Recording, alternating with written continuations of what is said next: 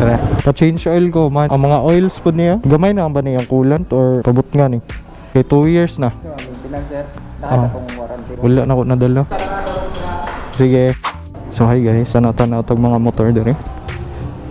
Testingan na to ang mga seat height nila kung kaya ra ba sa height na to. Mga din yung bago sa XSR, cream blue, murag cream blue man siguro niyang color. Tapos ang MT-15, murag dili na siguro ni siya storm flow. So kanay silang duha XSR o MT-15 pare-parehas na ni sila og seat height. Ang R15M na quick shifter 155cc, price niya kay 203,000. Nice po siya. MT-07, mo dyan akong mga ganahan, mga MT series. Press na to ang seat height sa MT-07. So itong height kay 5'5", tipto akong duha ka TL. So pag isa flat footed ta, pag isa lang ka TL. Humok yung clutch no. Kani siya sa pagkabalo na ko, digital na ni siya. Kita ni may mong trips, passing. Ganahan po ko sa mga MT series good kay nice kay lang design. Taillight niya. So mo ni ang bagong naong sa MT-07, tapos kani MT-09. Ganahan jud kay ko kay siyang tingog. Dili common iyang tingog since 3 cylinder siya. Para sa ko ganahan ko siyang tingog. Try na to ang seat height. So tipto na jud ko no, undo ka TL. Kung tipto ko sa MT-07, mas tipto ko ani murag tumoy na lang sa kong toes. Tag isa lang ka TL, tipto gyapon ko. Nice po kay ang clutch, humok. Atong MT-03 ka gahi ng clutch lever. So pag isagad na to atong 1 foot, pwede ra pod siya flat. Gawas na kung isa kalubot. So kaya gyapon ang MT-09. Tapos tracer, kanay sure jud ko taas-taas jud ni. Na to kaya sa tong height na 5'5".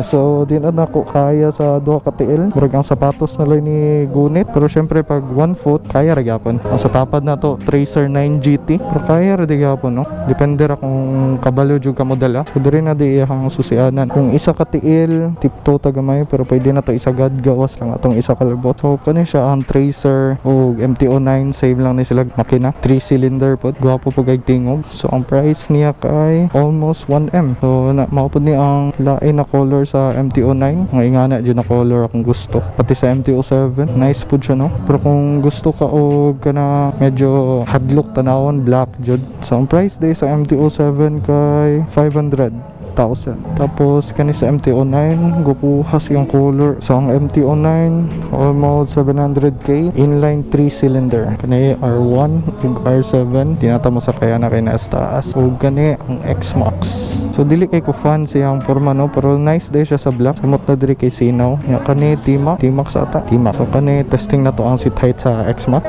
Kani kay wide iyang lingkuranan. So magliso jud ko. Di na ko matungkod ako ang duha ka tiil. Pero pag isa kaya ra. Mostly isa ra man jud ka tiil pod ang ikuan. Pero gahi iyang lingkuranan no. Magdali ra siguro magsakit ang lubot ani. So mao ni ang bagong NMAX. Kani ang nice na color. Aerox na white. Napod sila racing blue na Aerox. Wala, kaya na. Tamat.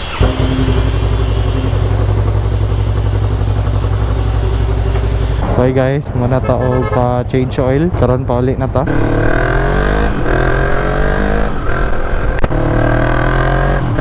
Kalamig dagat sa bagong change oil.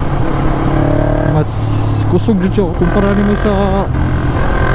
kumpara nimo sa katong wala pag i-change oil, lahi jud siya.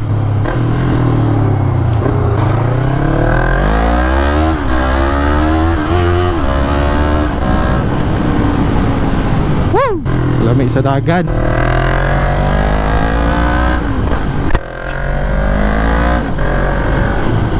So smooth na kayo ang dagan sa tong MT-03 karon guys. So nice na jud kayo ang driving niya no. So dapat regularly din na to gina-change oil ato ang motor. Every 3 months. Kaya para gwapo jud ang dagan o dili siya ma-stock up ang mga oil niya kadugayan. Ug ato diyang gipa ayo ato ang clutch no kay katong last time gahi kay siya. Binakugkulang siya oil. Ako akong gipa-check sa Yamaha Ulas. Mao niya akong ganahan sa Yamaha Ulas no kay kumpleto sila. Nice po nila ang service. Parehas ganiya, nakatanaw-tanaw pa ta sa mga big bikes dito. Pwede na to sakyan. Mura pa na akong ganahan dito sa Yamaha Ulas. Ug sa atong clutch, humok na siya karon, dili na siya parehas dati. Kay katong last time or katong ganiya, katong wala pa ta nakapa change oil kay gahi jud siya kumutod. mas smooth na siya karon, no? So unto the lang siguro ta guys. See you next vlog.